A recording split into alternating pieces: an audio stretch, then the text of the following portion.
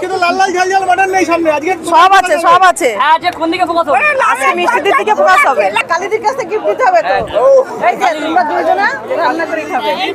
হ্যাঁ বিয়েতে আনন্দ। কন্ট্রোভার্সিটা কি জিনিস আমি জানি না, আমি উত্তর দিতে পারবো না। লাগছে বলো দিদি। খুব ভালো লাগছে, খুব ভালো লাগছে এখানে এসে পড়ে। আমার খুব ভালো লাগছে কারণ এত মানুষ আছে, আর বিশেষ করে আমি যে এসেছি আমার মানে আসার একটা ছিল না, তবুও যে এদের কথা ভেবে আর সবার কথা ভেবে আমার খুব ভালো লাগছে। এই জায়গাটা আমি সত্যি খুব মানে পাওয়া যাবে না, এই জায়গাটা যে জায়গাটা পেয়েছি এত ভালোবাসা মানে অসাধারণ। তো মোটামুটি ভালো আছো?